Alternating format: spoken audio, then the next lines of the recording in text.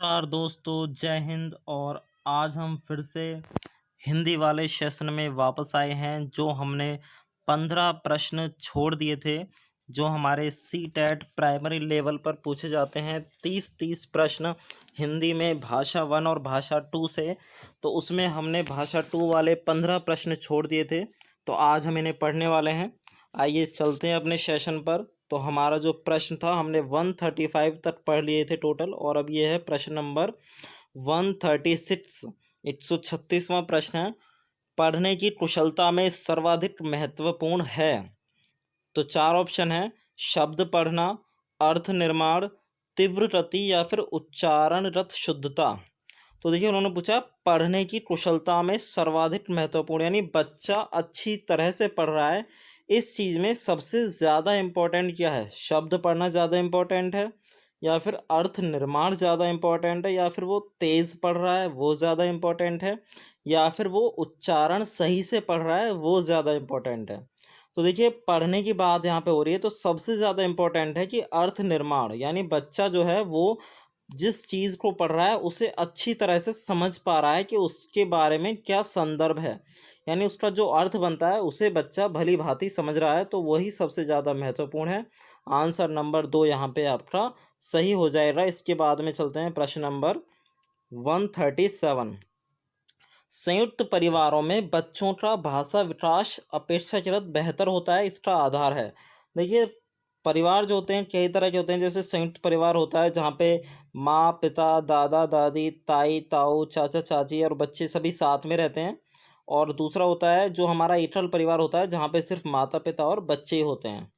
तो यहाँ पे उन्होंने 4 ऑप्शन दिए हैं कि जैसे उन परिवारों में जो बड़े बड़े परिवार होते हैं, वहाँ पे बच्चे जो होते हैं वो लैंग्वेजेस में अच्छे होते हैं, यानी अच्छी तरह से भाषा सीखते हैं।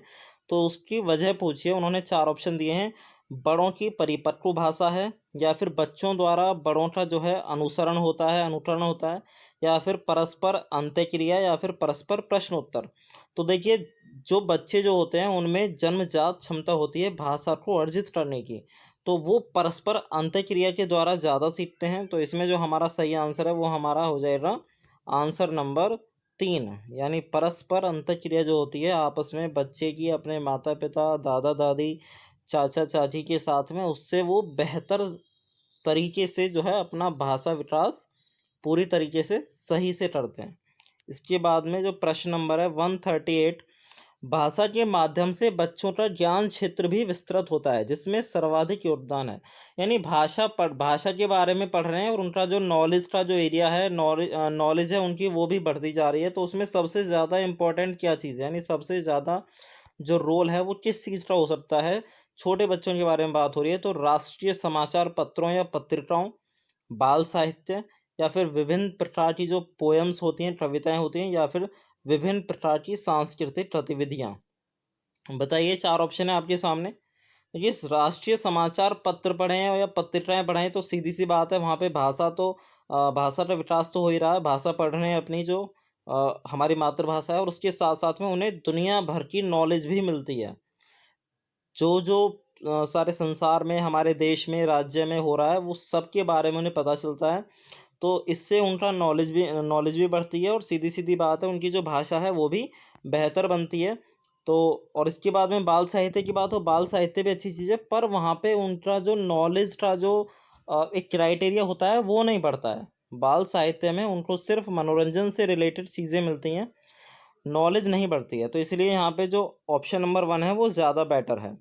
पोएम्स के द्वारा कोई नॉलेज ज़्यादा बिल्ड नहीं हो रही है, और ना ही ज़्यादा सांस्कृतिक गतिविधियों के द्वारा। अच्छा, सांस्कृतिक गतिविधियाँ हो रही हैं तो वहाँ पे भाषा तो है ही नहीं, भाषा का वहाँ पे विस्तृत यूज़ नहीं हो रहा। तो सबसे बेटर ऑप्शन है ऑप्शन नंबर 1 हमारा, राष्ट्रीय समाचार पत्र और पत्रिकाएं। इनसे हमारा जो नॉलेज एरिया है वो बिल्ड होता है। प्रश्न नंबर 139, प्राथमिक स्तर पर भाषा सीखने सिखाने की सबसे पहली शर्त है। जो हमारा प्राथमिक स्तर होता है, प्राइमरी लेवल 1 to 5, उस पे भाषा सीखने सिखाने की सबसे पहली शर्त उन्होंने पूछी है। तो सरल पाठ्य पुस्तक है, या फिर निवेश समृद्ध संप्रेषण का वातावरण, यानी जो है लैंग्वेज इनरिच्ड एनवायरनमेंट होना चाहिए हमारा, या फिर बाल साहित्य, या फिर चार्ट पोस्टर से सुसज्जित क्लासेस। तो सरल पाठ्य पुस्तक सबसे पहली शर्त नहीं है। इसके बाद में जो निवेश समृद्ध संप्रेषण का वातावरण होना चाहिए, यानी कि लैंग्वेज इनरिच्ड जो है वो हमारा एनवायरनमेंट होना चाहिए। बिल्कुल सही बात है। वहाँ पे हम जो है अपनी क्लास में ऐसा वातावरण बना सकते हैं जहाँ पे बच्चे आसानी से भाषा सीख सकते हैं। और बाल साहित्य बाद में आता है, सबसे पहले जो है वातावरण आता है। तो इसमें हमारा जो आंसर नंबर है 2 वही सही है। प्रश्न नंबर 140 है, पहली दूसरी क्लास में अनेक बच्चे हिंदी भाषा सीखते समय अपनी जो मातृभाषा है उसका यूज़ करते हैं। तो ये क्या चीज़ है? ये एक्सेप्टेबल है या फिर अनएक्सेप्टेबल है या फिर वैध नहीं है या फिर बहुत गलत है। देखिए सीधी सी बात है, जहाँ पे बच्चे अपनी मातृभाषा इस्तेमाल में ला रहे हैं वो अच्छी बात है, उसे हम स्वीकार्य है मानेंगे। अस्वीकार्य नहीं, ये वैध नहीं, ये बहुत गलत, ये सारे के सारे जो ऑप्शन हैं ये गलत हैं। बच्चे की जो मातृभाषा है उसके द्वारा ही बच्चा सबसे पहले विद्यालय में जाके शुरुआत में सारी चीज़ें पढ़ता है। उसके बाद में दूसरी भाषा बच्चे को बताई जाती है, चाहे वो इंग्लिश है चाहे वो दूसरी भाषा है, जो भी है।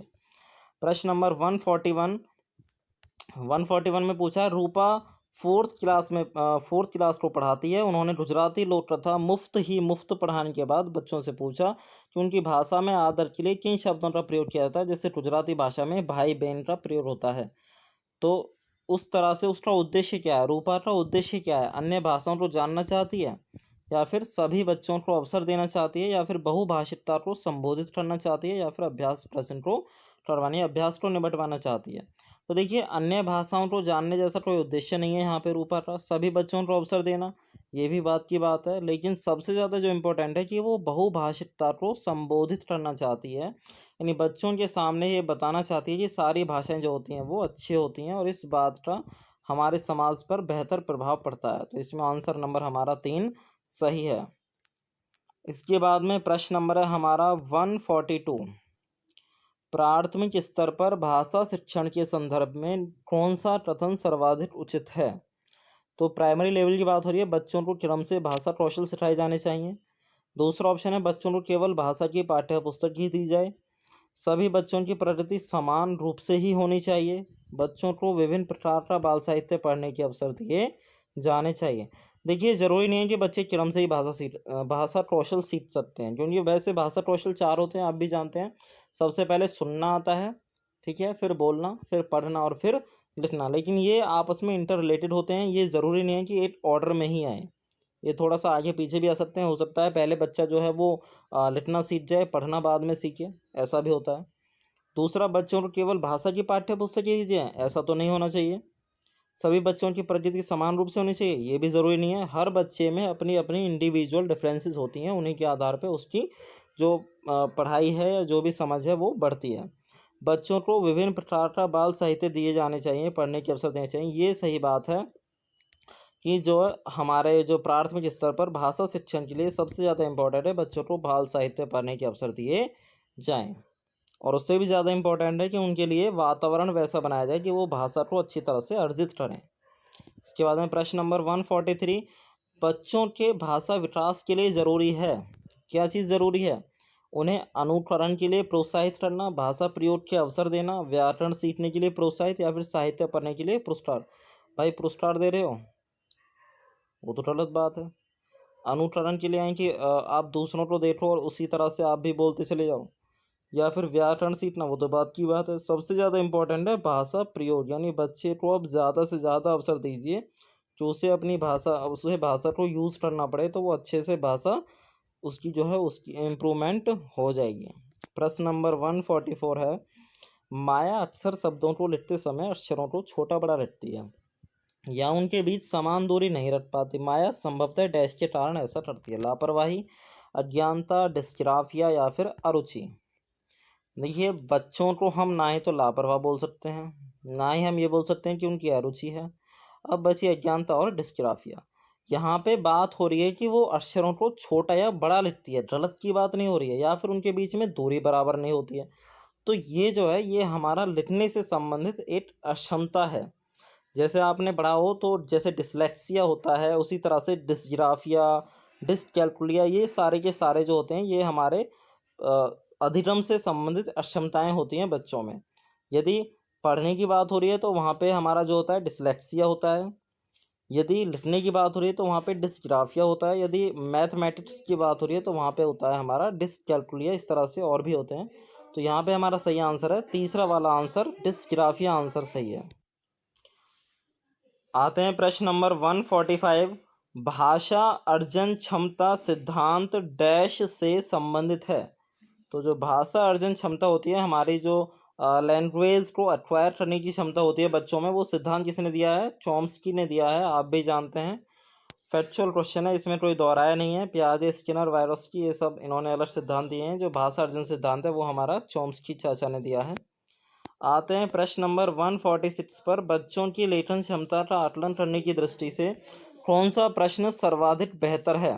यानी बच्चों की राइटिंग स्किल्स आप देखना चाहते हैं, सबसे बेहतर ऑप्शन हमें बताना है। तो बच्चों की लेखन क्षमता का आकलन करने की दृष्टि से कौन सा प्रश्न सर्वाधिक बेहतर है? 4 ऑप्शन दिए हैं। बहादुर बित्तो शीर्षक कहानी लिखिए, या फिर बहादुर बित्तो कहानी का अंत बदल के लिखिए, या फिर बहादुर बित्तो में संज्ञा शब्दों को चित्रित कीजिए, या फिर बहादुर बित्तो कहानी का शीर्षक दीजिए। तो देखिए, उन्होंने लेखन क्षमता का पूछा है हमसे कि राइटिंग स्किल्स का जो हम एवेल्यूएशन करें किस तरह से करें। तो यदि आप बहादुर बित्तो शीर्षक कहानी लिखवा रहे हैं बच्चे से देख के, तो फिर तो वो आराम से लिख ही लेगा, उसमें उसकी राइटिंग स्किल्स का पता नहीं चलने वाला। लेकिन यदि आप स्टोरी का एंड बदलवा रहे हैं कि आप स्टोरी का एंड बदलिए और अपने हिसाब से लिखिए, तो वहाँ पे बच्चे के बारे में सही से पता चल सकता है कि उस पर राइटिंग स्किल्स उसकी कितनी बेहतर हैं या नहीं है। संज्ञा शब्दों को चिन्हित करना, इसमें सिर्फ चिन्ह लगा देना, आपको राइटिंग स्किल्स का पता नहीं चलने वाला है। और शीर्षक देना कोई बड़ी बात नहीं है। तो आपका जो आंसर है वो ऑप्शन नंबर हमारा 2 ही सबसे बेस्ट ऑप्शन है, जिसमें बच्चा अपनी समझ से सोच समझ के यहाँ पे जवाब देने वाला है। प्रश्न नंबर 147 है, पोर्टफोलियो डैश में मदद करता है। Portfolio helps in what? पहला ऑप्शन पूछा है कार्य को संचित करने में, नहीं। बच्चों को भययुक्त वातावरण, अच्छा डरा रहे हैं बच्चों को, ऐसा भी नहीं है। तीसरा, समस्त क्षमताओं की जानकारी देने में, ये थोड़ा सही हो सकता है। लेकिन चौथा ऑप्शन जो है, जो हमारी क्रमिक प्रगति है उसका एवोल्यूशन कर रहे हैं, तो वो सबसे ज़्यादा बेस्ट ऑप्शन है। आंसर नंबर 4 हमारा सही होने वाला है यहाँ पे। आइए चलते हैं प्रश्न नंबर 148 पर। भाषा का मनुष्य की डैश और मनुष्य के डैश के साथ गहरा संबंध होता है। तो भाषा का जो संबंध होता है मनुष्य की किसके साथ में और किसके साथ में होता है? अस्मिता या व्यापार? व्यापार से संबंधित नहीं। व्यवहारिकता और व्यवहार नहीं। अस्मिता और विचार, या फिर वैचारिकता और व्यापार? व्यापार की बात ही नहीं हो रही है, व्यवहारिकता और व्यवहार एक ही बात है। तो बचा हमारा तीसरा ऑप्शन और वही हमारा सही आंसर है। आइए प्रश्न नंबर 149 देखते हैं। ज़्यादातर बच्चे स्कूल की शिक्षा की शुरुआत से पहले ही भाषा की डैश और डैश को आत्मसात कर पूर्ण भाषिक क्षमता रखते हैं। तो 4 ऑप्शन पूछे उन्होंने हमसे, चुनौतियों अवसरों, जटिलताओं मानकों, चुनौतियों प्रचलनों, या फिर जटिलताओं और नियमों।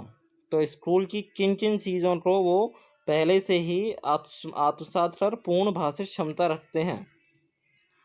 बताइए।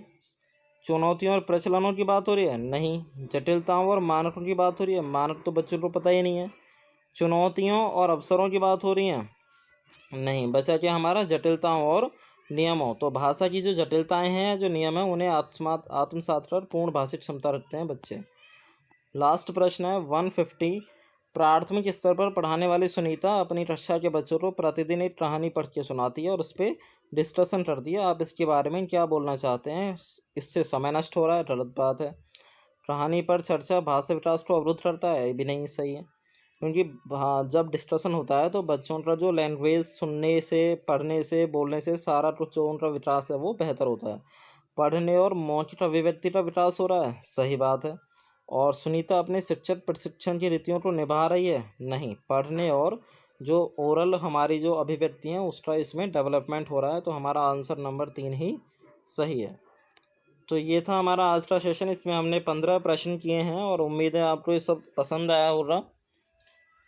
यदि आपको सेशन अच्छा लगा है तो इसे लाइक कीजिए, सब्सक्राइब कीजिए और अपने ज़्यादा से ज़्यादा दोस्तों को शेयर कीजिए। मिलते हैं नेक्स्ट सेशन में। Thank you for watching my session. जय हिंद।